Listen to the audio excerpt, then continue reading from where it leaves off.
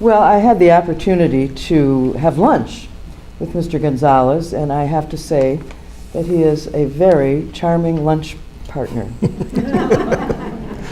In addition to being a very, very highly informed person about his work. And what I picked up from him was that he has, I hate the word passion, it's kind of overused, but I got to use it on you because he really is passionate about young people and doing what can be done to help them get along in life. He is currently the division administrator of the Berrien County Trial Court Family Division. He has oversight for all juvenile justice programs and services in Berrien County, including the intake unit, the court services division, juvenile detention center, with secure detention and residential treatment programs. Additionally, he oversees the probate unit of the family division. He's a busy man, and we're thankful that he has agreed to take time out of his busy schedule to meet with us. He is not a young person just new to this profession, although he looks young. He's got 30 years in already. So we want to hope that he doesn't take to early retirement. No chance. Elvin has served as a progressive organizational change leader within the subtopic of juvenile justice. He has championed best practices on what works, which are evidence-based principles and data-driven decision-making. He was successful in creating a fully state-funded victim assistance coordinator and school-based probation officer in DuPage County when he was working in Illinois. I'm going to shorten this up just a little bit because his vita just has tremendous number of achievements. In addition, he served as a member of the statewide managers committee to upgrade the risk assessment process for juvenile offenders. He spearheaded the implementation of a jurisdictional planning team in Berrien County to implement detention reform strategies. And through the influence of his leadership, out-of-home placements of delinquent youth in Berrien County has declined by approximately 66%. That's going some. That has resulted in significant financial savings and reinvestment of these savings in community-based, family-targeted treatment models of intervention.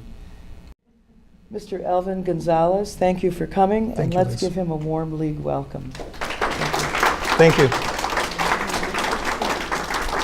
Well, I'm always enjoy the opportunity to speak to groups of interested citizens, those that are motivated by a good social cause and have a good inquisitive minds. So I know this is your group. One of the things that I'm going to do in my presentation today is I'm going to have an opportunity for you to ask questions. Typically this topic generates a fair amount of questions, specifically as it relates to what are we doing here in Berrien County. So I will have a very specific opportunity for you to ask questions. I've been involved in juvenile justice for a long time. I was asked during lunch today if I ever go home and cry. Not about my work. I really am passionate about this work. It is true. I've been doing this for over 30 years.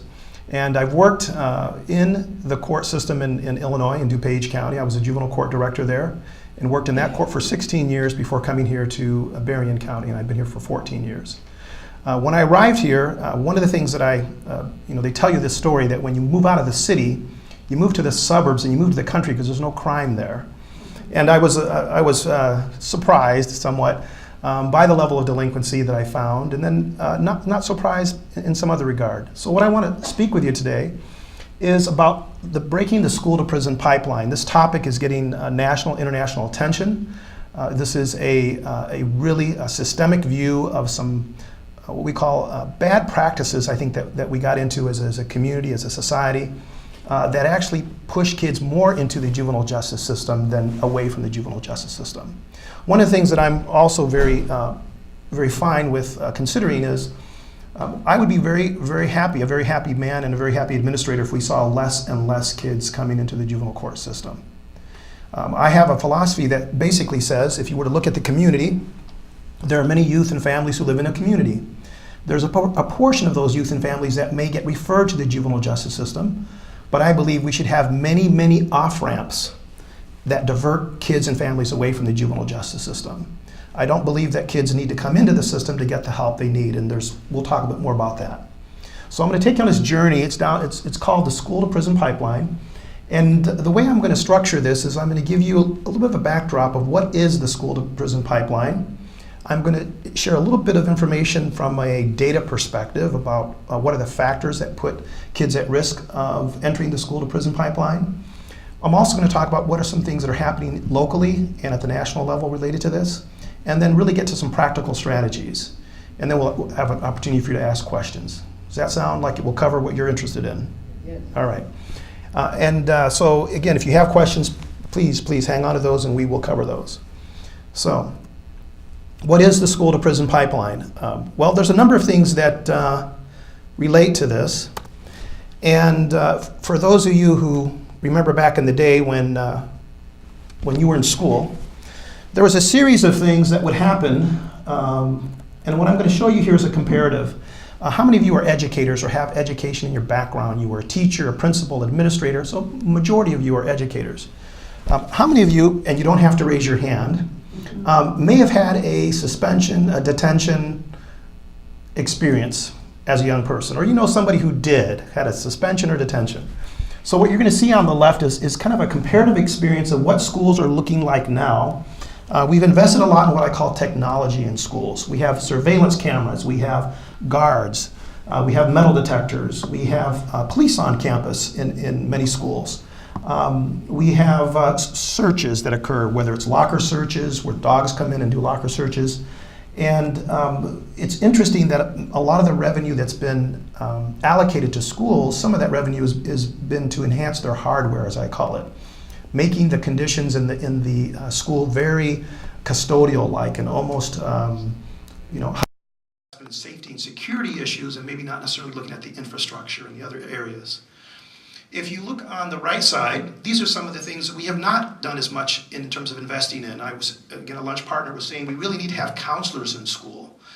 You can all remember the day when every school had at least one or two school social workers. Yes. It's not uncommon now that many schools do not have one social worker. They may have a social worker for a district, and districts might have 1,000 kids in them. Well, that's an unsupportable caseload, correct? So we're not as invested in school social workers. We've done more of the hardware side. Now, this concept of zero tolerance, you've all heard that phrase, right? Zero tolerance has really led, the application of the zero tolerance philosophy has led to harsh discipline practices in school. So one way to think of this is that zero tolerance was really designed to really focus in on a couple very specific student behaviors. Kids who bring guns and knives to school, or kids who sell drugs at school. And actually now in most schools, the expansion of zero tolerance has applied to a wide variety of behavior that would not in and of itself pose a risk to safety and security in schools. And I'll give you some examples. We've also seen a significant increase in the use of out-of-school suspension. The types of behavior that when you and I were going to school would be dealt with going to see the counselor, going to an in-school suspension or a Saturday detention. Kids are getting expelled or suspended from school at record numbers.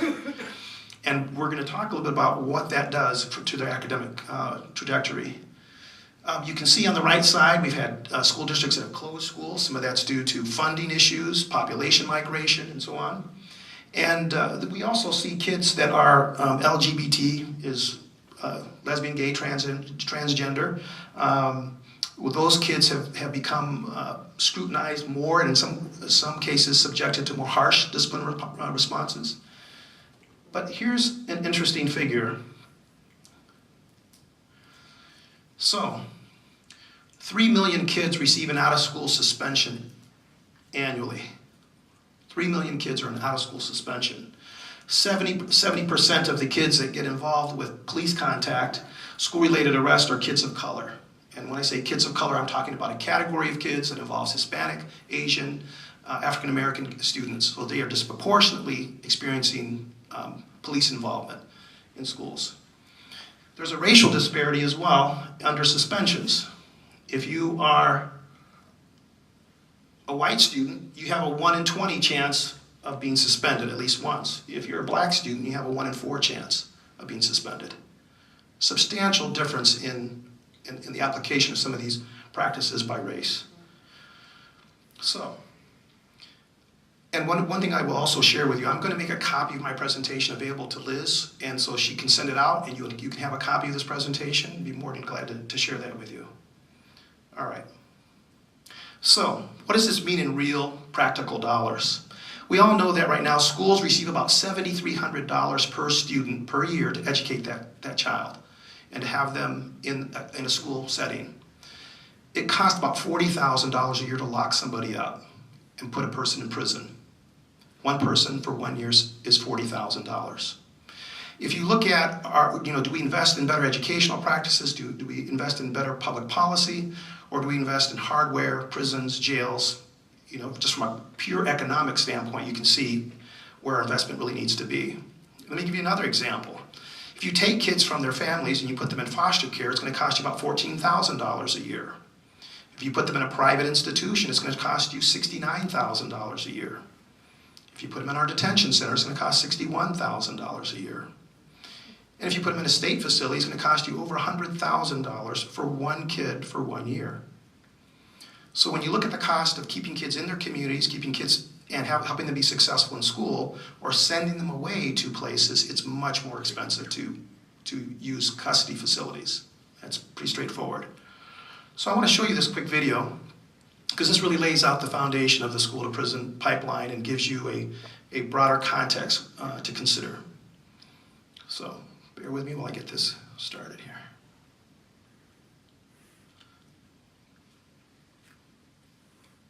Let's see, Jenna. Here. Harmony. Here. Mariah. Here. Megan. Here. Sienna.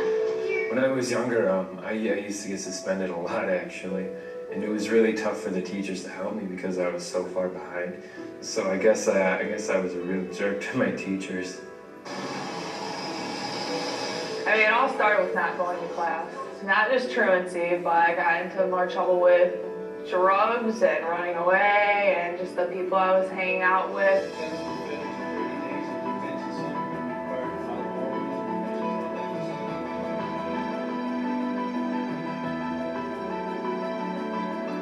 Well, when I got expelled, I started hanging around people I shouldn't be hanging around. And I mean, we live out in the sticks. There's nothing to do in this town.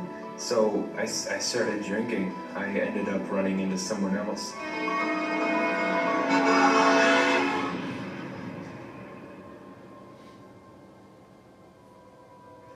I never thought I'd wind up in jail.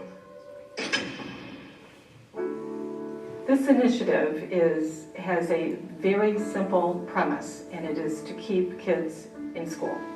And as simple as that may sound, it's very complex when we look at the laws as they presently exist and what's been happening in our state. Many times laws get made with a good intent, and I think this is a situation where we realize that the zero tolerance policies and other policies have actually had the unintended consequence of being negative in their impact on youth and on children. Well, zero tolerance, I think, has put school districts and parents and ultimately students in a position where there's really no discretion. There's no room for mistakes to be dealt with in a proportionate way. I believe that education is the great equalizer for children. There's no other way to look at it. So education needs to be accessible to white students, black students, developmentally disabled, and the mentally ill. And what we have found is that because of the way things are presently organized in the state, that we have children who are out in the streets, and therefore they end up in the justice system. All rise.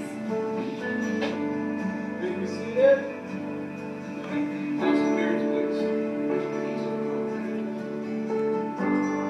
What we are finding is that as a result of those zero tolerance laws, there are expulsions and suspensions, which go way beyond what the anticipated legislation really was all about. It was about a consequence. And so the idea is to still have a consequence, but it is also to talk about the rigidity of the zero tolerance laws and the really significant impact that it has on our children.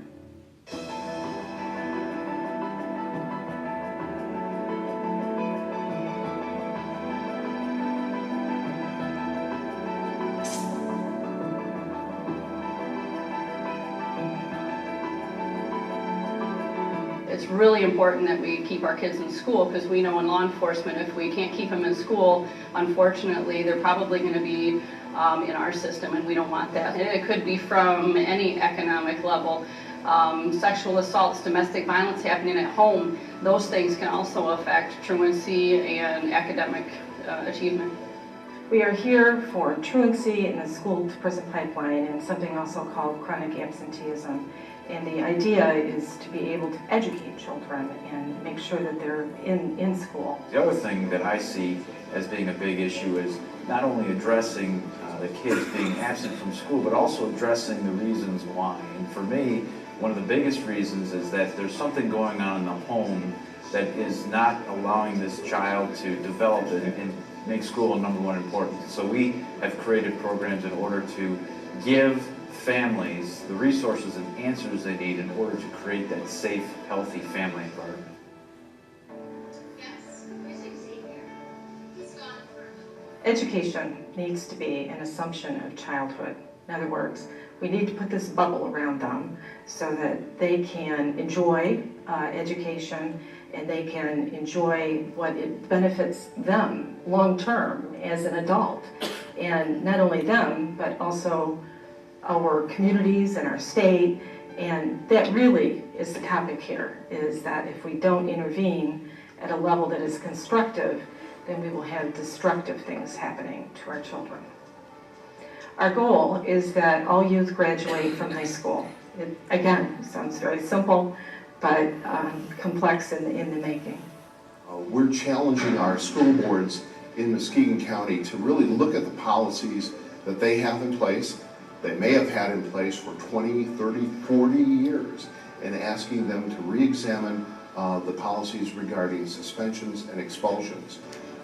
In Muskegon County, we already have a truancy program that has been revitalized, that has reduced truancies in the first year of existence by 40%. We lived in a lot of different apartments. My mom, she couldn't, either find a job or couldn't keep a job, and it was really hard on us, especially. We really need to overcome those barriers of poverty, which, I mean, my gosh, we've been talking about that for how long? But we need to overcome it by putting in a mosaic of support. In other words, we cannot be each of us in our own little bailiwick. We need to come together as a group and as a whole to be able to do that. I had so much support, like throughout the Midland public school system, the court system. Like I call the courthouse like my second family. I was here a lot, so I was really grateful to have everybody I did. It was just me being as bullheaded and stubborn as I was. The idea that people from all different parts of our community, from law enforcement to DHS to our courts to our schools, that they're willing to lock arms to solve this problem is going to not only benefit all of the kids in Michigan, but it's going to benefit our state when we make sure that these kids have successful futures, and we all benefit from that. I'm really impressed with this group of people. The wonderful thing about this project and this initiative is that we have all kinds of people from all different walks of life. We have judges, we have legislators, we have educators, we have prosecuting attorneys, we have mental health, we have this wonderful dynamic of different skill sets. And what is the issue? The issue is really that we need to come together and we need to communicate for the common good of our children. My art teacher, Mrs. Stebbins, she helped me out so much. She really saw my talents and my potential, and really helped me get me back into school. And I never thought I would be here, but I am now, and I'm really thankful for everything. Yeah, working to become a psychologist, I think, so I can help troubled kids or just a social worker of some sort. So hopefully I'll be able to help somebody that was maybe in my shoes. And I'd really, really love to do that since all the help that they've given me over the years. Our vision is justice school for all, but it's not a short-term vision. It's a long-term vision. This is a 3-year project, and it will go beyond the 3 years, but right now it is a 3-year project of all of our communities getting together to be able to come to the cause of children being educated.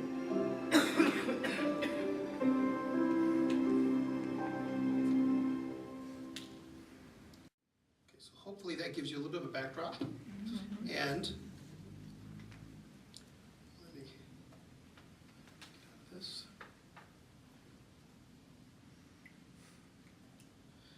Okay, so what does that mean to us as a state? This is what it means to us. We have a lot of kids that are at risk. This information, some of it comes from the Michigan Department of Ed. You know, when I saw what our graduation ranking was, I was embarrassed, frankly. And as we heard earlier, a large number of individuals that are in the correctional facilities did not complete high school, did not get a GED. I can tell you, because I've interviewed these folks individually and personally, that their difficulties in school did not start at 10th grade. They had histories that preceded that, usually in elementary school. They began to have struggle and have difficulties academically, behaviorally, attendance, and those patterns just continued on into adulthood. If you look at their reading level, you know, one of the key values of having kids in school is that's where you learn your building blocks. That's where you learn the basics of learning, right? You learn how to read. Many of those individuals don't have even that basic piece down. We do a risk needs assessment on every young person that comes into the juvenile court. And when we look at the results of that risk assessment, these are the top 3 categories where they score higher risk. And attitudes is not, it speaks to attitudes that are antisocial values, attitudes, and beliefs. So it's not like a kid has a bad attitude, it's that they don't really think that consequences apply to them. Or they don't think it's a big deal to harm somebody to get what you want. Those are antisocial attitudes, values, and beliefs. Skills are problem solving, conflict resolution, decision-making skills. You know about the brain science research on children and adolescents. Your brain doesn't fully form and mature and completely develop until you're about 24, 25 years of age. A lot of our kids do not have those fundamental skills, decision, conflict resolution, and decision-making skills. And then school is a significant domain of risk for these kids. And there's 3 categories in school, which I'll talk about here in a second, that put them at risk. So here's what we do know. If kids miss school, they're more likely to struggle in school academically, and they're more likely to drop out. If you drop out, it's like a domino cascading effect of negative consequences. This has been borne out over longitudinal research nationally. It is a really, really bad series of kind of cascading consequences if you drop out of school. And you can see some of the examples there of what happens when a young person drops out of school. This was one that really bothered me because, again, particularly the impact on kids of color. If you're male, black, and you drop out, you have a 68% chance of spending at least 1 year in prison by the age of 30. That's a stunning figure to me, and one that really has significant complications and implications on our correction systems. If you were to go to the Berrien County Jail, go to the Berrien County Juvenile Center, go to Jackson Prison, you will see many people of color in those facilities. I'm not saying that there aren't Caucasian individuals there, but people of color are overrepresented in the criminal justice system. As the most progressive country in the world, we have the highest rate of incarceration of people in prisons. So I want to bring another lens to focus on this issue. And when people talk about delinquency and drug use, what are the factors that put kids at risk of getting involved in these types of conduct? This is about 50 years worth of research that's been condensed down.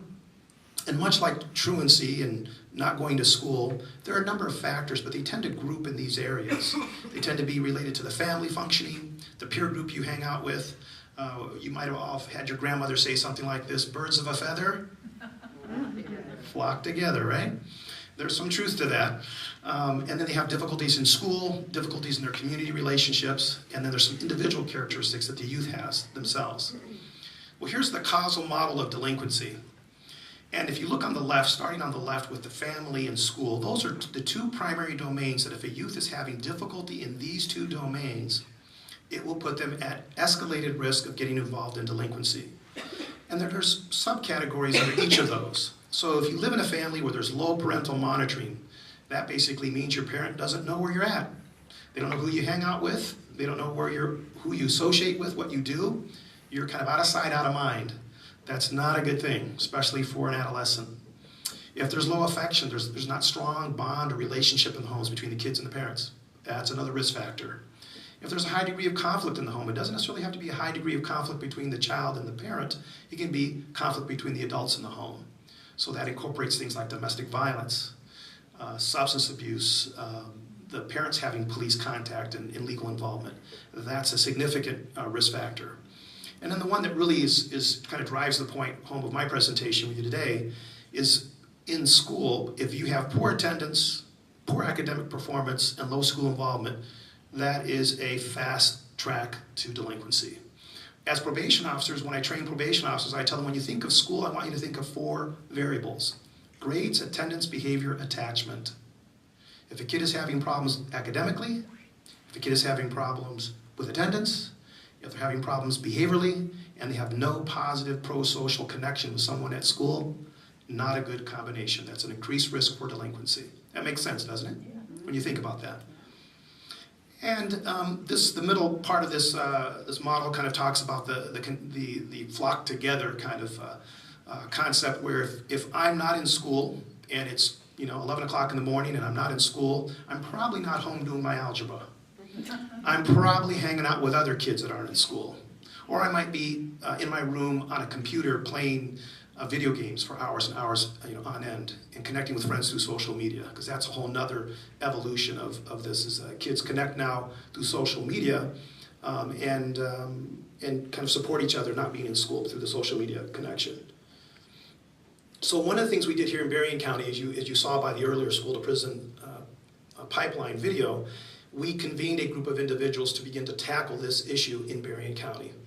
And that group of individuals was led by Judge Mabel Mayfield, one of the juvenile court judges, myself as a juvenile court director, the director of DHS, one of the Dr. Kevin Ivers from Berrien County RESA, and also included Rush Abowski. He's the lead juvenile prosecutor for juvenile court, and a couple school superintendents.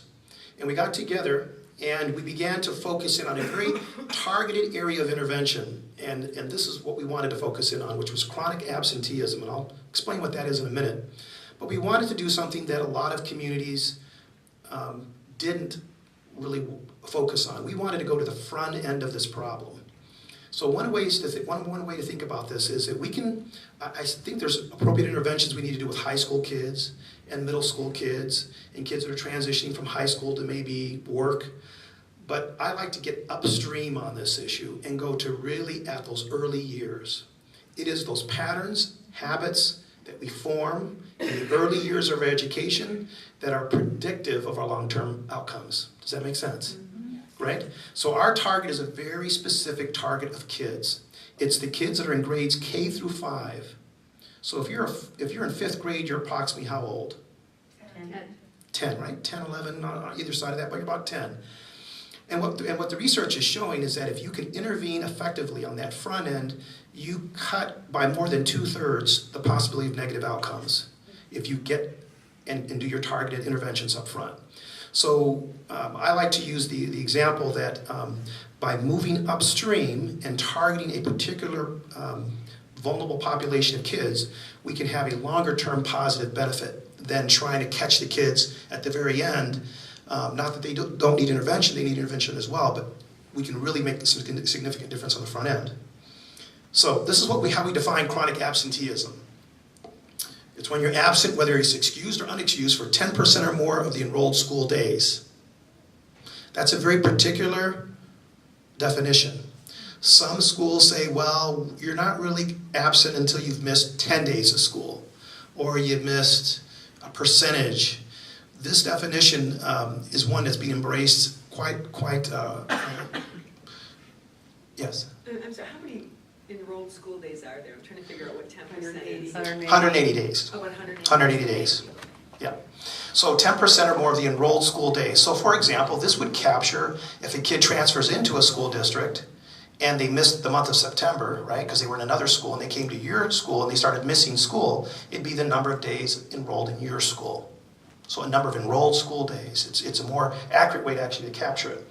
We also, one of the things we're focusing on is making some revisions, some recommended revisions to the school code to have universal or more consistent definitions of this piece, and I'll get into some of the other strategies here in a minute. We did a number of things in the last two school years. We actually surveyed teachers for kids in grades K through 5 in Berrien County and asked them to gather information about why their students were not in school. What were the reasons given by the parent? Why is your kid not in school? And this is kind of what they call a Moodle, or it's a kind of a word chart. These were some of the reasons that parents were giving us why their kid didn't go to school that day. They were giving teachers these reasons. What it turned out is parent-diagnosed illness was one of the top reasons kids weren't in school. So parent-diagnosed illness is a kid says, "Mommy, my tummy hurts. I don't feel like going to school today." Okay, stay home. It's not the criteria that you as teachers and educators would use, which is, are you vomiting? Are you contagious? Are you bleeding, right? It's the lower, very gray threshold of kids saying, "I don't want to go to school today." So what I want to do is show you what's the local impact of chronic absenteeism. And we'll take a quick look at that now. See if I can find here's my mouse.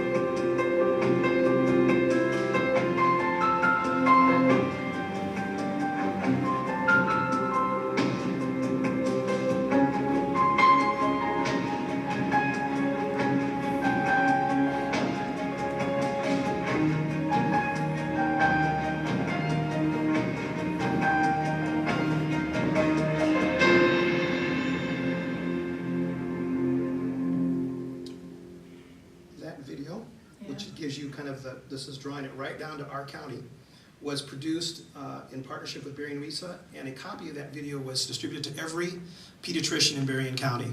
So when we talked about putting the right team together, we needed a variety of players, and the community needs a variety of players to get together and see this as an important issue. And as you can see from the group that I've listed here, it's not all inclusive. It doesn't list everybody that should be involved in this, but we really think the medical community is an important group that needs to hear this message.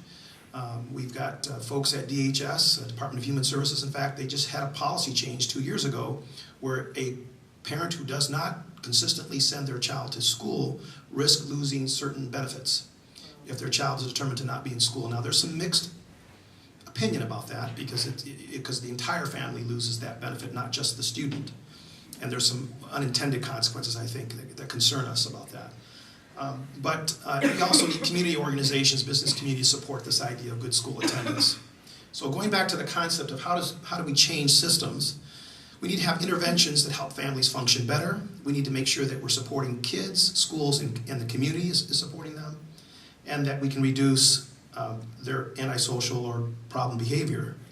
So here's a couple things that really just make sense to me. When you talk about how to help a kid be successful in school, would we all agree that we need to say and convey and model and expect that there's value in school attendance, that not going to school is really not an option for a child? I use a similar illustration to say, if you think of your career as professionals in your adult life, ask yourselves these questions. Would it be important for you to be, in terms of your success in your career, to have been present and accounted for at work? Like if you didn't show up at work and I paid you a paycheck and you didn't come to work, would you still get your paycheck? Probably not, right? Being engaged means doing meaningful work, doing something that's meaningful, that creates value or adds value. Have meaningful relationships, build on your strengths, remove barriers. When you're dealing with children, it's important to address the underlying needs and drivers of these kids. One of the things we know is truancy is the symptom, it is not the cause. And like the young man said in the earlier video, unless you get at what's going on that this kid is not attending school, and there could be a whole range of reasons. We've seen this in just the kids we work with, a whole range of reasons why they weren't in school. Things range from, I don't have clean clothes. My mother doesn't have a babysitter, and my little brother's sick, and so I gotta stay home and watch him. I stayed up till 3 o'clock in the morning because my mom and dad were fighting, and I didn't get any sleep. On and on and on. And so the strategies for intervening with those students is going to be different based on the reasons why they're not in school. So when I share this presentation with others, I like to use kind of just straightforward concepts. On the right are just kind of the short ways to say the items on the left. So in order to be successful in school or in the adult world, you have to have reliable attendance. You have to show up. You can't be successful if you don't show up. You have to know how to follow instructions. In other words, do things right. You have to know how to play well with others. Can you all think of somebody that you worked with that you just didn't really care for, but you figured out a way to work with them to get the job done, right? You have to have good problem-solving skills. It just comes with being successful as an adult. And you have to be able to accept feedback. And so on the right side are my little catchphrases for those things. You all probably remember Kung Fu, the TV show Kung Fu, when he says, be grasshopper. He said, listen and learn.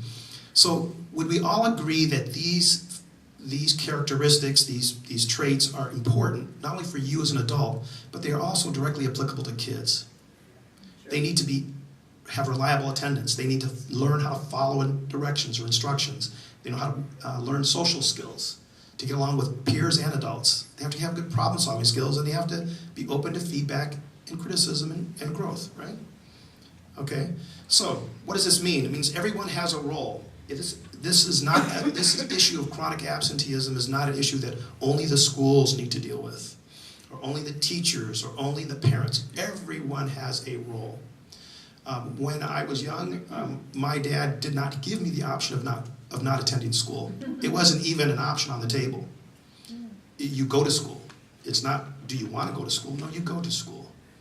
And that was expected from my teachers, expected from my principal, expected from my family. This is what you did. We need to create a sense of urgency around this issue because we pay as tax dollars billions of dollars locking people up. That's one of the largest portions of the state budget is corrections. And when you look at the fact that the number of individuals who come out of correctional facilities that recidivate within 3 years is about 63%. If you built a car and you sold a car where 63% of the time it broke down, would you still be in business? I know I wouldn't buy your car. But yet as a state, we dump a lot of money into hardware and corrections and jails and prisons. And please understand, I'm not suggesting that we don't need jails and prisons. There are some people that we don't want living in our communities and have lost that privilege of living in our communities given some of their conduct.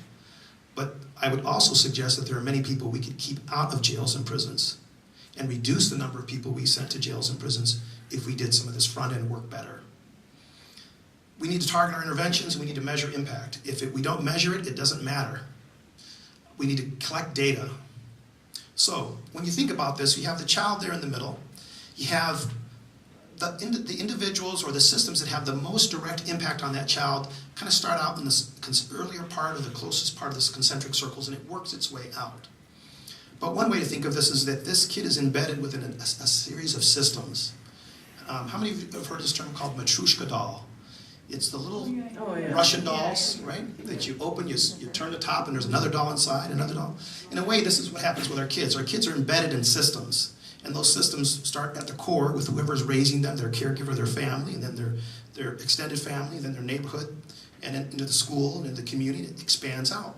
Well, the healthier all of those layers of systems are, the better this kid's outcome is. So, like I said earlier, we can pay now or we can pay later. We can invest in making sure kids go to school, that they're engaged, that they're learning, or we can build more prisons.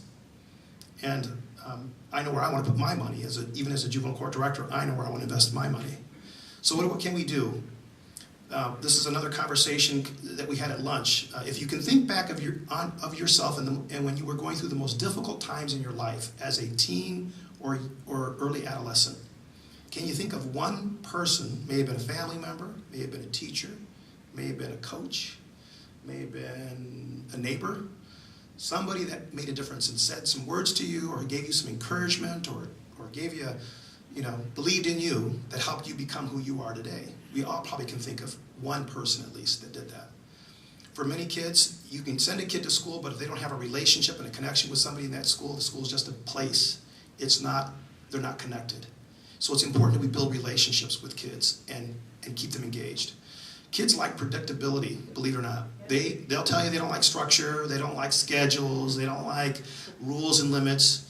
If you have a good relationship with kids, they love your limits and they love your rules because they know that you're doing this for their benefit. We need to provide adequate resources for teachers, for schools, for parents, for kids. And you can spend a lot of money on hardware in schools, and we can put more metal detectors, more drug dogs, more cameras in schools, but I think that's a misguided investment. I'd rather give me 3 social workers versus a metal detector for a school. I can get more value done with 3 social workers in a school than a metal detector. And then we also have to measure results and hold those that are accountable for producing those results accountable for doing that. I'm going to give you a few websites that are just outstanding websites that have excellent information and strategies and examples of good effective programs at work. Attendance Works is out of California. I actually met the executive director at Attendance Works. She's the one who really crystallized for me the value of school attendance and dealing with chronic absenteeism, particularly at the younger years. If you go to that website, there's some just amazing research that they've done on what happens if school districts and communities really focus in on addressing chronic absenteeism, because it is a huge predictor of bad outcomes if we don't address it as a community. Safe and civil schools. What are the strategies to build positive behavioral supports for kids in schools to make a learning climate that's safe, that's engaging, that's focused on strengths? Also, Safe Quality Schools is another good site as well. So again, I'm going to share a copy of this out with Liz, and she can send it out to all of you so you can have that. So that's the sum of my presentation. I want to honor the time that I told Liz that I would speak for, and I think I'm right on my mark. And so what I'd like to do is open it up for any questions that you might have or any comments that you'd like to share with me or the other group. Yes? In talking about chronic attendance and how you determined the percentage and the number of days, and then you made the statement that if a child changes schools, it starts over. Well, you calculate it, for example, if a kid was going to school in Kalamazoo and they moved to a school in Berrien County, you would count the days as a teacher here, you would count the days that they are chronically absent in your school. Right. Not that you would ignore if they were chronically absent in Kalamazoo. Okay, because my experience was that I usually had a red flag if a kid had been in several schools. Yes. And then if you start seeing that, by second semester, they're in their 3rd school, that's a real red flag that there's something else going on. That's an excellent point. One thing I wanted to, just to answer your question, actually in Berrien County, the question was, well, your observation was if you saw kids that came into the school and they had transferred multiple times to different schools, that was like a red flag indicator something's going on with this kid. And the good news is in Berrien County, RISA has done something very clever. They have a software called Power School. Every student in Berrien County who's enrolled in school has their grades, attendance tracked in this software called Power School, and RISA manages the software. As a result of Dr. Iver's involvement with this group that's working on this issue, we've actually worked with his IT folks, and now there is a chronic absenteeism alert feature in Power School. And as a school principal or a guidance counselor or superintendent, I can go to my school, I can look by my school district, I can go down and drill down to a school, and it will generate a report of any kids that are potentially chronically absent. And we can then use that list to follow up and intervene more extensively with those kids. Will that be shared with other counties then? We- So that if they're crossing county lines? We are sharing that data with other counties when kids transfer, and other schools have heard about what we've done here in our county by creating that software report, and they're incorporating in their software as well. Wonderful. Yes. Does that include charter schools, and also does it include homeschool? It does not. The question is, does it include charter schools and does it include homeschools? Homeschools are not tracked homeschool students are not tracked as far as attendance in that Power School software. We've raised that issue. We've raised it. In fact, they're very, how would I say, the tracking of homeschool students is very hands-off, is the best way to describe it. It's the parents' responsibility to report it. It's their parents' responsibility to put the curriculum together, and that's fine if a parent chooses to do that. But that's a significant loophole. And they're falling through the cracks then. Correct. Currently, as it currently exists, yes. As a teacher, retired teacher, all of this is hitting home with the, as you can, even teaching first grade, you can start seeing those patterns. Mm-hmm.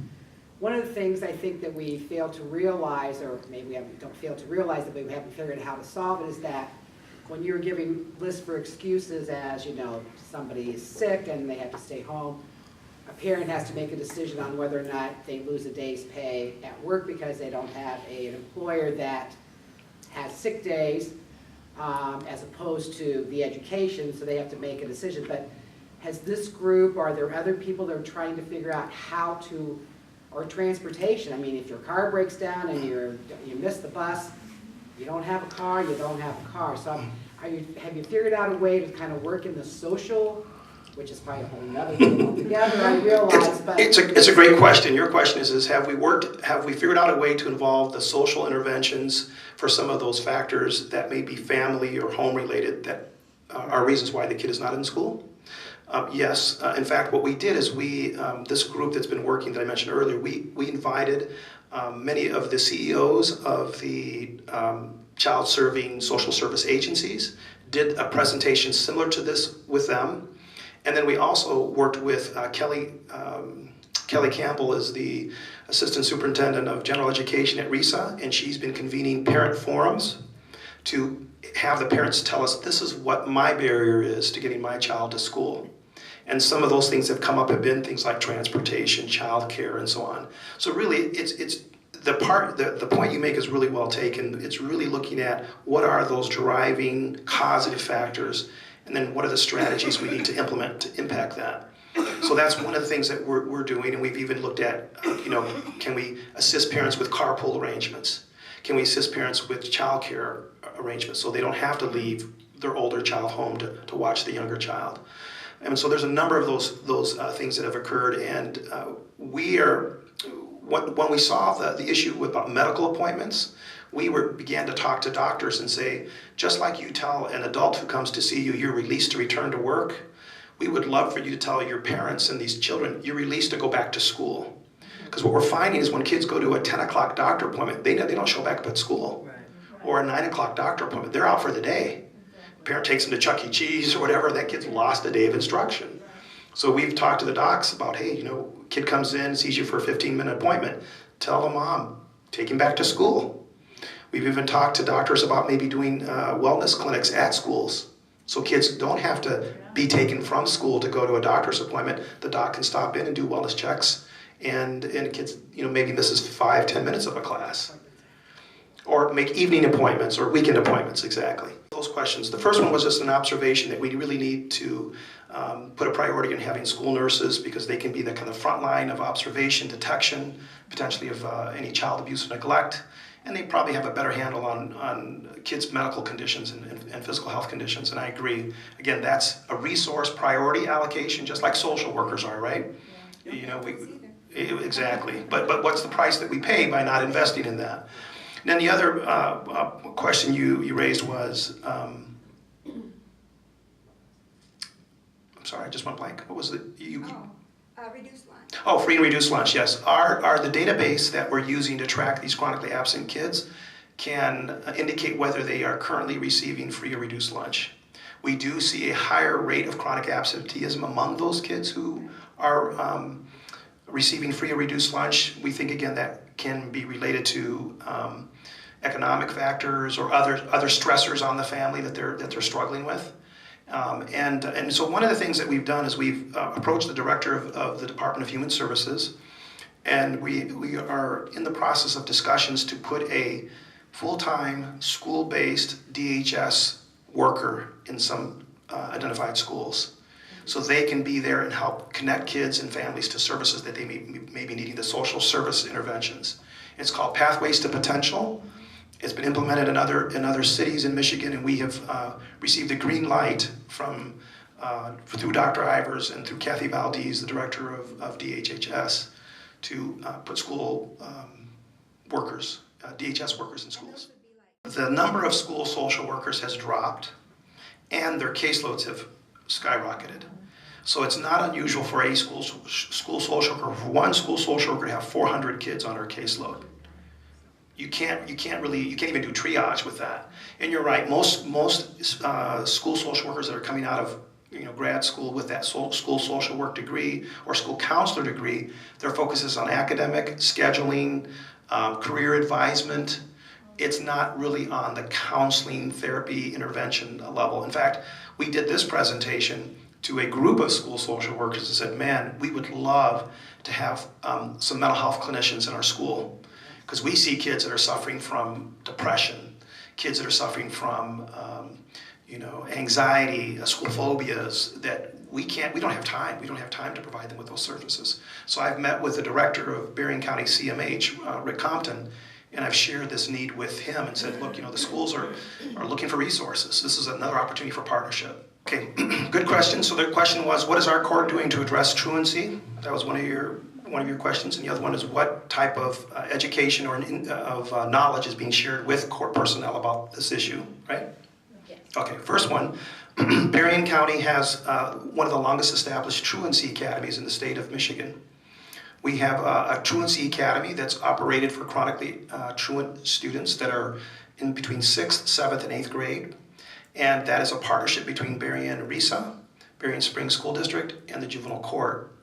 We have students that go to that academy, and they go there for a full semester, and we can have up to 25 students in the academy, and then we track those students 1 year after they complete the truancy academy to see if they have continued to be in school and attend school and stayed out of the juvenile justice system.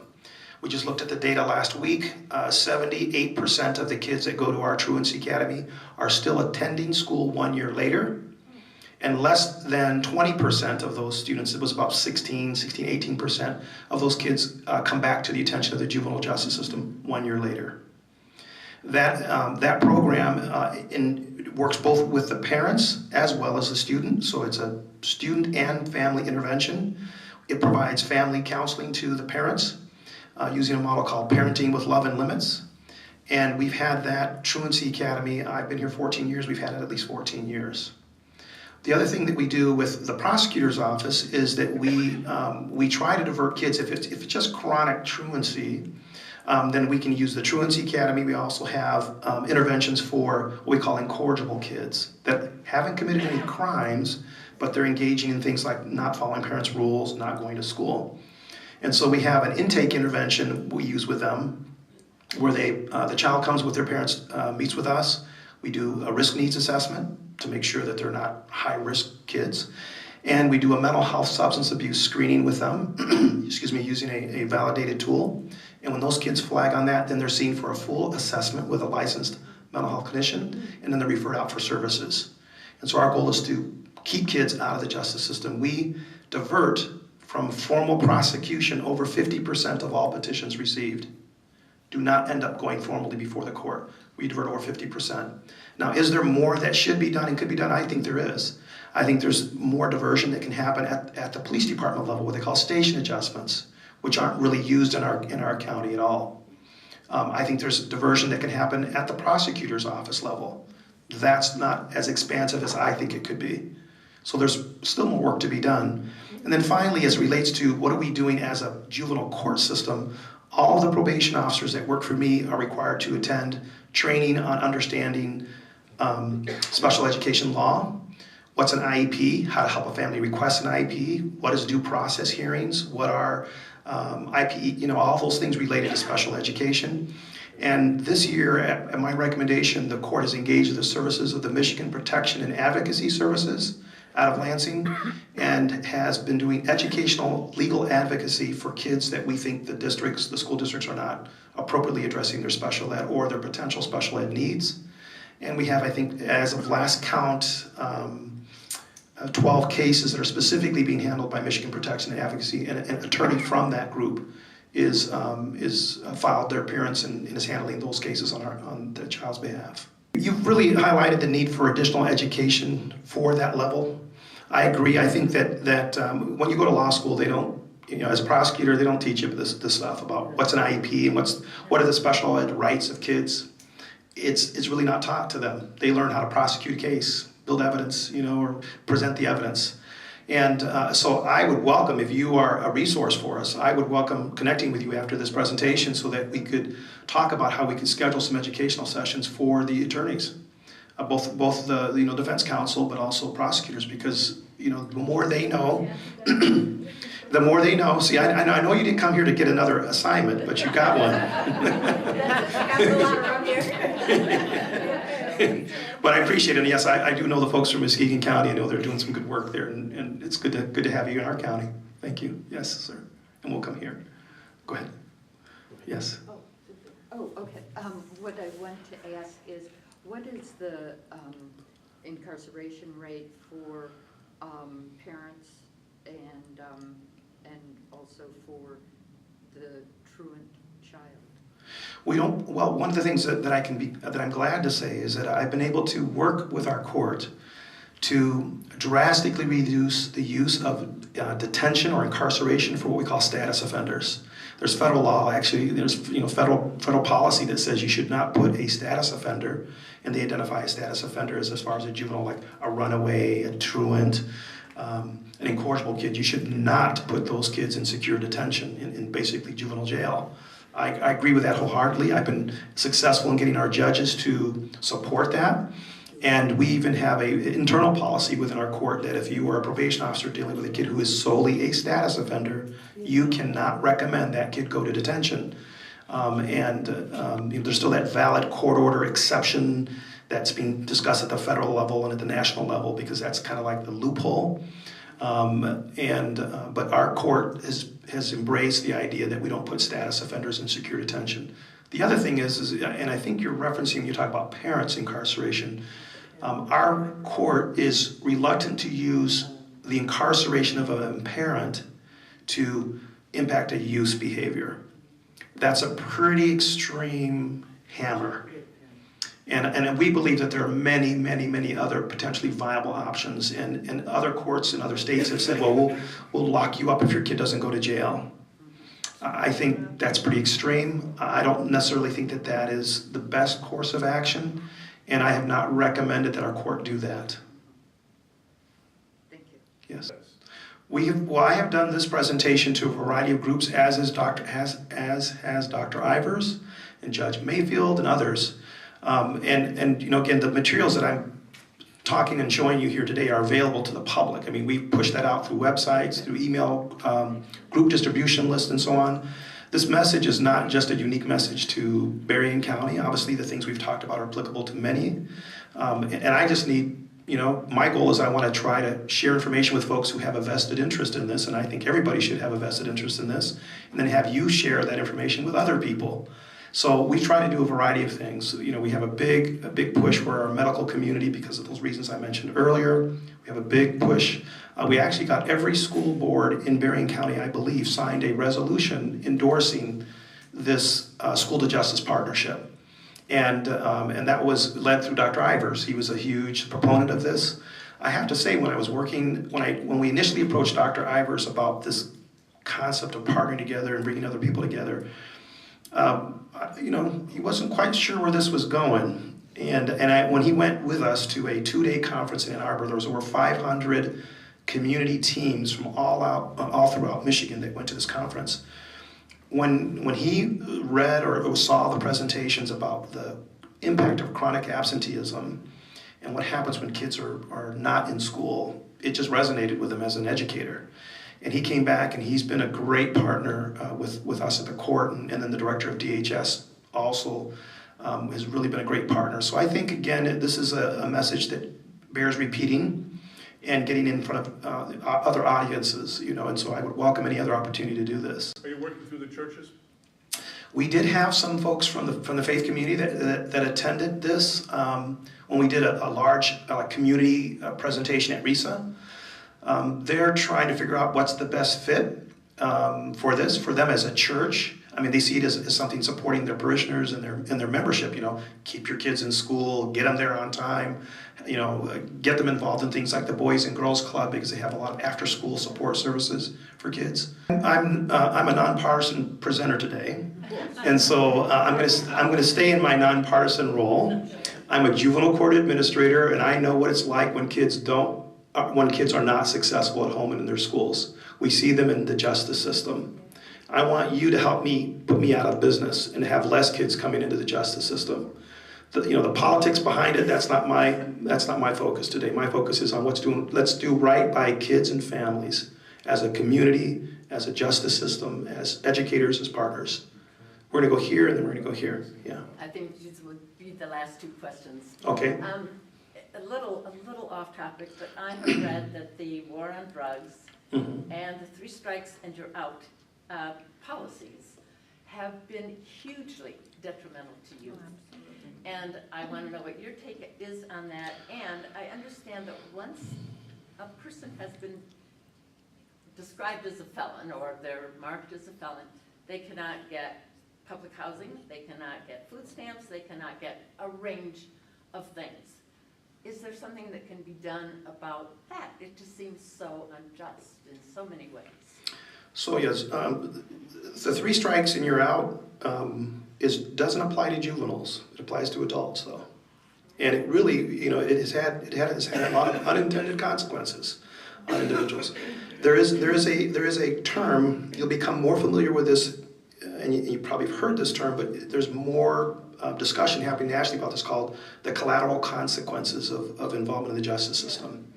Collateral consequences are things that you never thought would affect you and follow you and haunt you as a person involved in the justice system, but when you go to get a car loan, when you go rent an apartment, when you go to try to vote, these things follow you. And that's a huge issue that there's a lot of discussion right now about what is that beyond the purpose of justice. Has we exceeded the deterrent effect of justice if you prevent somebody from getting a job? Is that really beneficial to their rehabilitation? When you come out of prison, you come out with a prison number, you come out with your personal property that you showed up at prison with, and not much else. But if you have things that follow you like ghosts, you can't, and then they prevent you from getting housing, they prevent you from getting employment, one could argue that we are setting that person up to not be successful in their communities. And their families. And then they end up cycling back into the justice system. So right now there's a lot of discussion about changing some of those laws. On the East Coast, they've done some good work around that in terms of allowing people to either seal or expunge their record, or challenging, there's a thing called Ban the Box.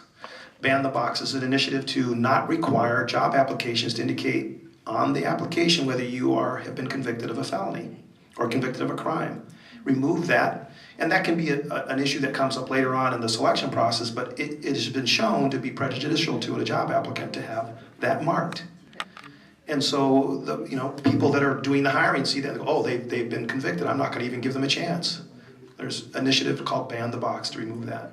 So there's a number of things that are going to involve policy. Some of it's going to involve legislative changes that are going to really have to take on some of these issues. But as Dr. Lester said, this is really about what the voters get behind and what they speak to their legislatures about, and using that, the public pressure and the public insistence that this change. Fortunately, in juvenile court, the collateral consequences are not as severe as adult, but they still exist. They still exist. And so we've done things like let kids know when they're closing their case off of juvenile probation that they can get their records, the adjudication, what they call is the adjudication or the conviction, removed from the record. And we actually have established a self-help legal resource center at the courthouse where kids can go get the paperwork to do that. So it's really trying to minimize those collateral consequences, but those are significant. There was one more question over here, I think it was. Tracking that as it relates to children who are coming from families where there's a parent incarcerated, because that's a big issue now. Yeah, there is some of the research coming out on that is saying that you're basically it's another increased risk factor for bad outcomes if you have one of your parents who's incarcerated. There's some common sense to that, but at the same time, what they're also seeing is that if there is a substitute family member or caregiver that steps up in the breach and fills in while that parent's incarcerated, you can actually mitigate that risk. It's those kids that don't have that bounce around, like you were telling me earlier, but bounce around from foster home to foster home. That's where they get really bad outcomes. And we, to share with you, we know how many of the kids coming into the juvenile court system are not living with their biological parents, because it's a data point we track. And a fair number of our kids are not being raised by their parents. They're being raised by others, grandparents, aunts. Sure. Yeah, there's a number of variables related to that, in terms of the transient nature of some of our kids. Yeah. Thank you, everyone, again, for your questions, your attention.